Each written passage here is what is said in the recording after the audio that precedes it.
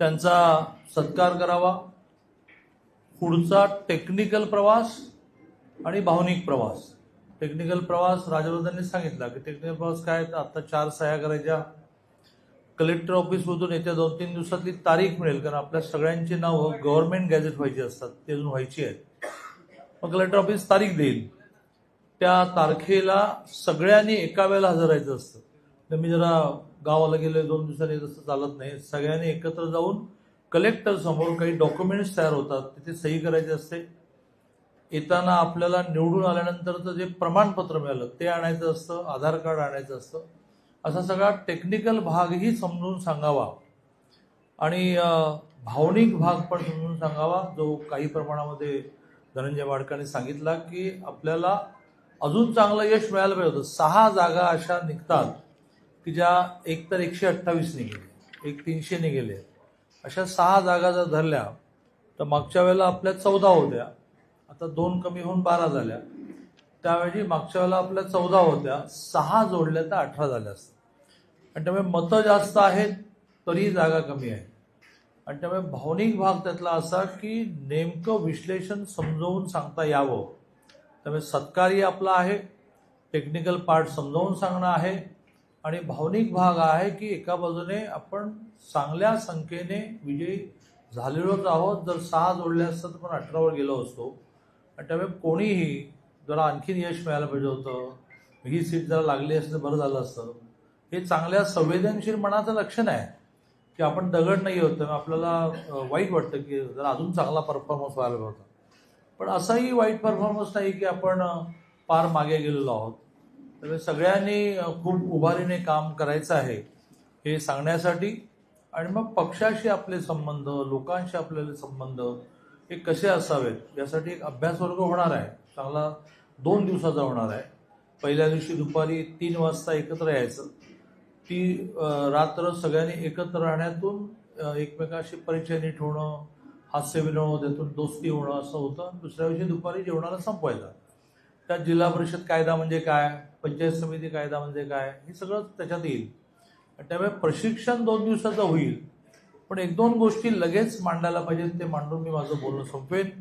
या एकत्रित कार्यक्रमाला सत्कारी आहे, टेक्निकल भागही समजावून सांगणं आहे, भावनिक भाग आहे किंवा आपल्याला बरं यश मिळालेलं आहे, आणखीन बरं मिळालं पाहिजे होतं, आणि सगळ्यात महत्त्वाचं म्हणजे पुढच्या काळातल्या काही प्रिकॉशन्स, ज्याला आपण म्हणू की सावधगिरी, किंवा इंग्लिशमध्ये म्हणतात डूज अँड डोंट्स, मराठीत म्हणतात करावे न करावे। काय करावे सांगतो, काय करू नये ते सांगतो, असं थोडक्यात, कारण प्रशिक्षण वर्गात जास्त सांगता येईल असा एकत्रित कार्यक्रमाला व्यासपीठावर उपस्थित आपले खासदार धनंजय महाडिक, माजी मंत्री आणि माजी आमदार प्रकाश आवाडे, माजी आमदार सुरेशराव हळवणकर, माजी मंत्री आणि माजी आमदार भुजबळांना पाटील, भारतीय जनता पार्टीचे नेते, म्हाडाचे माजी अध्यक्ष समरजितराजे घाडगे, भारतीय जनता पार्टी कोल्हापूर शहर आणि जिल्ह्यामध्ये उभी करण्यामध्ये ज्यांची खूप मोठी भूमिका वर्षानुवर्ष राहिली असे राज्याचे सचिव महेश जाधव, जिल्हाध्यक्ष राजवर्धन निंबाळकर, जिल्हाध्यक्ष नाथाजी पाटील, सावकार मादनाईक, अमरीशजी घाडगे, माधवराव घाडगे, स्वातीताई कोरी, अनिल डाळ्या, जे आता इचलकरंजी महानगरपालिकेचे उपमहापौर झालेले आहेत, आपले ज्येष्ठ नेते अशोकराव चराटी। एखादं नाव राहिलं असेल तर मला क्षमा करा, पण व्यासपीठावरून सर्व मान्यवर आणि निवडून आलेले जिल्हा परिषद सदस्य, निवडून आलेले पंचायत समिती सदस्य खूप चांगली लढत दिली, पण पराभूत झाले, पण तरीही उत्साहाने कामाला लागले, असे सगळे पराभूत परंतु मनस्थितीने पराभूत नाही झाले असे सगळे कार्यकर्ता, नेते, आणि वेगवेगळ्या जबाबदाऱ्या घेऊन ह्या जिल्ह्यामध्ये भारतीय जनता पार्टीचं काम वाढवण्यासाठी ते सातत्याने प्रयत्न करतात, असे सगळे कार्यकर्ता, नेता बंधू भगिनी। मी नेहमी भाषणाचं पहिला पार्ट पूर्ण करतानाच माझं भाषण संपवतो। तसं पहिला पार्ट पूर्ण करताना मी अनेक गोष्टी मांडल्या की ज्यामध्ये मी असं मांडलं की आपल्याला वर्ग करायचा आहे, आणि मी असं म्हटलं की त्यातल्या काही गोष्टी मला मांडायच्या आहेत। सगळ्यात महत्त्वाचा मुद्दा जर असेल तर संघटनेमध्ये माणूस तेव्हाच मोठा होतो ज्या वेळेला तो सातत्य ठेवतो आणि निष्ठा ठेवतो। आपण 12 जण निवडून आलो आहोत, मग आपलं सरकार येणार की नाही, मग कोणाचं येणार आहे, त्याच्याशी जरा जवळीक निर्माण करा, हे तर क्लिअरच आहे ना की महायुतीचे सगळे म्हणून 51 झाले, त्यामुळे सरकार महायुतीचं द्यायचं. अध्यक्ष कोण आता होणार, आता कोण होणार, समजा ठरवणारे व्यासपीठावर बसले 1.25 वर्षाचं झालं, मग आता कोणाचं होणार, मग कोणाचं होणार, मग कोणाचं होणार, मग कोणाचं होणार, त्याच्या उपाध्यक्ष कोण, खालच्या समित्या कोण, इतकाच विषय आहे. एकच मुद्दा राहिलेला आहे, महायुतीचं सरकार येणार हे क्लिअर झालं. आता कोणी काही प्रयत्न करण्याच्या विषयाने बहुतेक प्रयत्न करून सोडून आपापल्या कामाला लोक लागले.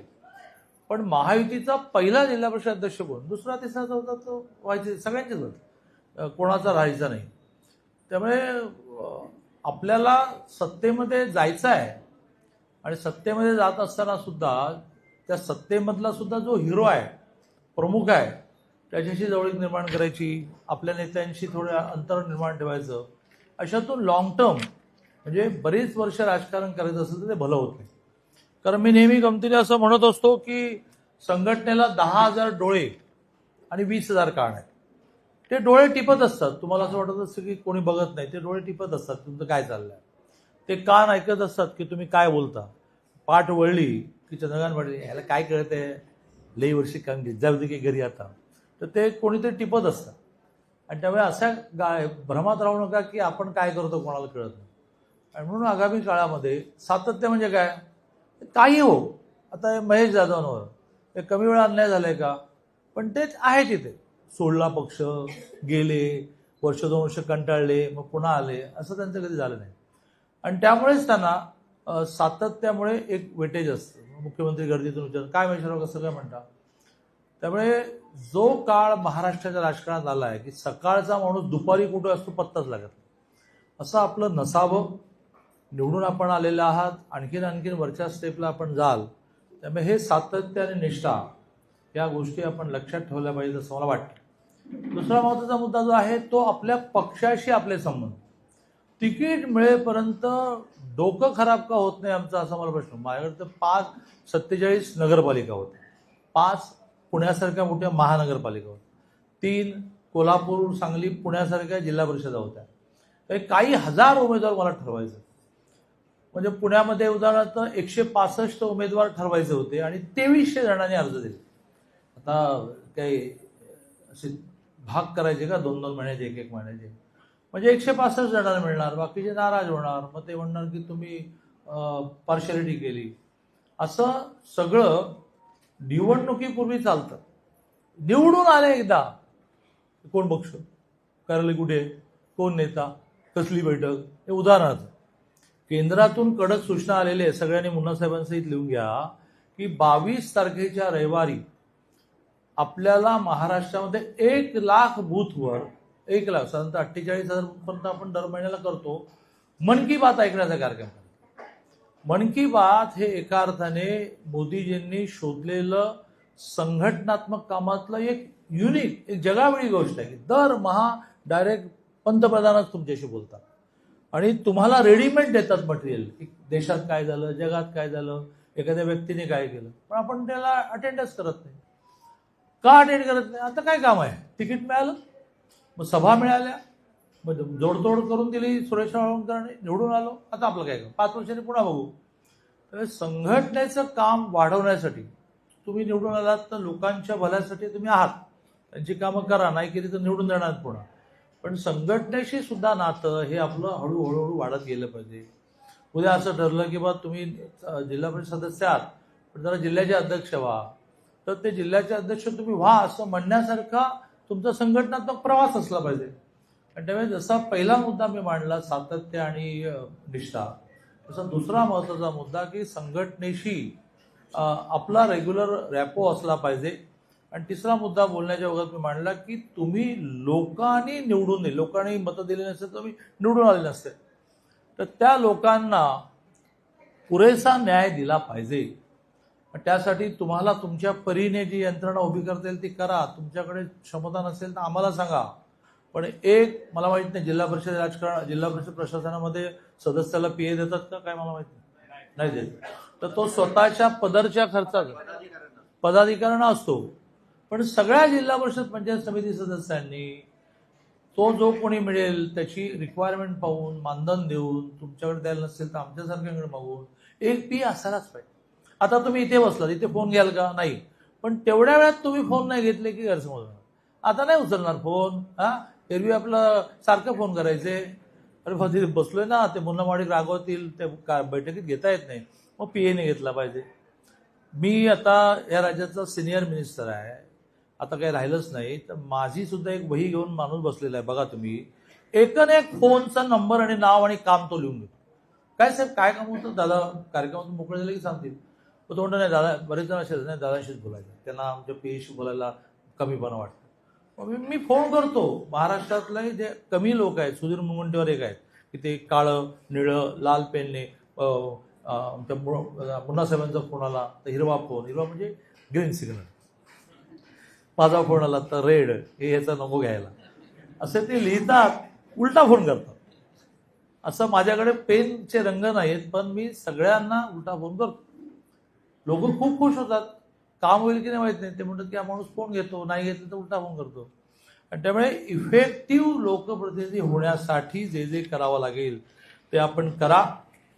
तुम्हाला माहिती असेल, मला वारंवार सांगायला आवडत पण नाही, पण तुम्ही ते करावं म्हणून सांगतो, माझी स्तुती म्हणून नाही. मला 19ला त्यावेळेचे राष्ट्रीय अध्यक्ष आताचे केंद्रीय गृहमंत्री अमित भाई ने असं म्हटलं की आप पुन्हा में लढो. बोले क्यों पुन्हा में लढो? मैं तो 2 बार विधान परिषद सदस्य पुणे पदवीधर का हुआ, लेकिन कोल्हापुर से हुआ. कोल्हापुर जिले में 4 विधानसभा ऐसे कि जब मैं खड़ा रहूँ तो मैं जीत कर आऊँगा. मैंने हाँ मालूम है मुझे, मैं केंद्रीय अध्यक्ष हूँ, मेरा रिपोर्ट वही है, फिर भी आपको जाना है. आता त्यांनी सांगितल्यामुळे गेलो. पहिल्या दिवसापासून सगळं जग अंगावर आलं की ह्यांनी सिटिंग आमदाराची सीट चोरली, खेचली, पळवून नेली, बाहेरून आले, हे पुण्याचे नाहीत. अतिशय शांतपणे मी प्रचार केला, कारण मला वारंवार काही सांगता येत नव्हतं की मी आलो नाही, बा अमित भाईंनी सांगितल्यामुळे आलो. 26,000 मार्जिन मिळालं आणि मी विजय झालो. मी निर्णय केला, 5 वर्षाने ह्या महाराष्ट्रामध्ये रेकॉर्ड ब्रेक मतं मिळवणार. 24ला मला 1,59,000 मतं मिळाली. माझं मार्जिनच 1,12,000 आहे. माझ्या समोरच्या पहिल्या उमेदवारानंतर, पुढचे तर दिसतच नव्हते, पहिल्या उमेदवाराला 45,000 मतं मिळाली आणि तो राहतो त्या बूथवरही तो मायनस आहे. पण ते आपोआप झालं का? तर तुम्ही या कोथरूडमध्ये मला आवडणार नाही, माझी परवानगी नाही, तर हजारो घरामध्ये माझा फोटो लावतो. ही आपली संस्कृतीच नाही. आम्ही गावाला तळेमाऊली मंदिराचं काम केल्यानंतर लोक म्हणाले तुम्हाला नको, तुमच्या आईचं तर कमानीला नव्हतं, आईचं पण द्यायचं, बाबाचं पण द्यायचं, तळेमाऊली प्रसन्न लिहा. त्यामुळे फोटो बिटो लावणारा कोणी असेल तर मी त्याला डिस्करेज करेन. आणि तो फोटो हा विषय माझा नाही, माझा विषय काम करा. यावेळेला मार्जिन कमी मिळालं, पुढच्या वेळेला मार्जिन जास्त मिळवा. त्यावेळेला तुम्ही एकटे निवडून आला आणि खालचे 2 पडले, तर पुढच्या खालचे 2 पण आले पाहिजेत. पलीकडचा जिल्हा परिषद आला पाहिजे, इकडचा जिल्हा परिषद आला पाहिजे. आणि त्यामुळे ह्या जिल्ह्यामध्ये ज्यांनी सुरुवातीच्या काळात कामं केली, सुभाष पोरा असतील, काल परवा गेलेले गणपुले असतील, बाबा देसाई असतील, त्यातले बऱ्याच जणांना बाबा देसाई वगैरे काल परवा गेल्यामुळे माहिती आहे, तर त्यांनी काही यश मिळत नव्हतं. ते न थकता काम केलं आणि ही स्थिती आली. या जिल्ह्याचं राजकारण आपल्याशिवाय चालतच नाही. आता मुन्ना साहेबांनी आकडेवारी सांगितली की आपल्याला मतं ही सगळ्यात जास्त मिळाली. आणि त्यामुळे मेहनत लोकांनी घेतली, पक्ष ह्या स्टेजला आणला की ह्या जिल्ह्याचं राजकारण बीजेपीशिवाय चालणार नाही. मी आता त्या मतांच्या याच्यामध्ये सांगायचं झालं तर, एक काळ हा काँग्रेसचा जिल्हा, काँग्रेसशिवाय काहीच चालत नव्हतं. आता आपण महायुती म्हणून कंबाईन मतं किती मिळवले? मुन्ना साहेबांनी आपली मतं सांगितली. मी आता 4 पक्ष तर आपण महायुतीत आहोत ना. सांगा पहिला पक्ष कोणता? भाजपची झाली 3,42,000. कोणाला कॅल्क्युलेटर न वापरता टोटल करता येते? तुला कॅल्क्युलेटर न वापरता 3,42,000. वरचे नको घेऊया. दुसरा आपला सहयोगी पक्ष कुठला? सांग, तूच सांग. दुसरा राष्ट्रवादी करतोच बरोबर. आपल्या केंद्रीय राज्याच्या क्रमामध्ये आपण देवेंद्रजी नंतर एकनाथजी नंतर, त्यात काय कोण कमी कोणी जास्त असं नाही. पहिल्यापासून एकनाथजी आहेत, मग अजितदादा आले आणि आता सुनेत्राबाईंनी आले. म्हणून मग शिवसेनेची मतं घेतली तर ती झाली 3,09,000. 3,42 आणि 3,9 किती झाले? 6,51. हां, माझे आई वडील दोघेही निरीक्षर होते, म्हणजे सगळं टोटल मी 2 मिनिटात करून टाकेन कॅल्क्युलेट न घेता. तर 6,51 झाले. मग आता राष्ट्रवादी किती मतं? 3,41. मोजा, चष्मा लागला म्हणजे भरपूर अभ्यास केलाय, मोजा. 3,42, 3,9, 3,41, 3,3,6, 3,9, 41, 83, 87, 90, 9,92. बरोबर. काँग्रेसची किती 2,84,000. वर्षानुवर्ष या जिल्ह्यामध्ये राज्य केलं. महानगरपालिका यांची, नगरपालिका यांची, जिल्हा परिषद यांची, आमदार यांचे, खासदार यांचे. आपली टोटल किती झाली? आता त्यांची पण ते म्हणतील की एकट्या काँग्रेसची काय मोजताय, आमच्या पण तिघांची मोजा आता. काँग्रेसचे 2,84,000. ताई तुम्हाला सांगू मोजायला का ह्या ताईनं सांगू? काँग्रेसची 2,84,000. मग त्यांच्यावरच्या उद्धव सेनेची 55,898. म्हणजे 56 धरा करताय ना टोटल कोणते. आणि तिसरा त्यांचा पक्ष तो दिसतच नाही मला इथे. शरद पवारांची काँग्रेस दिसतच नाही का? बरं. असे त्यांचे समजा 2 पक्ष. का शिवशाही बुधरड पण जोडूया ना, राहुल देसाईला जोडूया की काय? नाथाजी कुठे? त्यांना जोडूया ना. चला ताई टोटल सांगा. काँग्रेस 2,84,000, उद्धव सेना 55,898 आणि बुधरगडची शिवशाही 41,000. आपल्यामध्ये तर शाहू आघाडी शिरोळ पण जोडायला लागेल कारण ते आपल्या बरोबरच आहेत. पण आता ते 9 लाख झाल्यामुळे आता बस पण बस म्हणजे त्यांना बरोबरच घ्यायचं. अरे बापरे, जनस्वराज्य राहिलं ते कळलं तर मला रागवतील. नाही मग तर टोटल म्हणजे करायलाच नको. 12-13 लाख झाले की हे बरं झालं होत ना. आता भाऊ तुला मी धन्यवाद देतो. त्याच्यात विनय कोरे म्हटलेलं तुम्ही टोटलमध्ये पण घेत नाही मला. म्हणून मग भाजप 342, शिवसेना 39, राष्ट्रवादी 341, जनस्वराज 157 आणि शाहू आघाडी म्हणजे येड्रावकरांची शाहू आघाडी 58,000. याची टोटल केल्यानंतर समोरच्यांची टोटल करण्याचे कष्ट ते पण घेत नाहीत आणि आपण पण घेऊ नये. 2,84,000, 55,898 आणि तिसरं तर कागदावर लिहिलंच गेलं नाही. आता ही स्थिती आहे की जी आपण सगळ्यांनी म्हणून मेहनतीने निर्माण केली. आत्ता निवडणुका करा, लोकसभा पण करा आणि विधानसभा पण करा, महानगरपालिका नगरपालिका करा, जिल्हा परिषद. 12 लाख अगेन्स्ट 3 लाख. हो काय भाषण करायलाच नको. जय हिंद जय महाराष्ट्र, कामाला लगा. आता सगळ्याचे सत्कार होणार आहे. नावं नाथाभाऊ एकदम सगळे वाचेल. एकच प्रेझेंट असल्यामुळे रांगेने येत जायचं. व्यासपीठावरच्या प्रत्येक नेत्याच्या हातात एक प्रेझेंट द्या, ते देत जायचं पुढे. चला.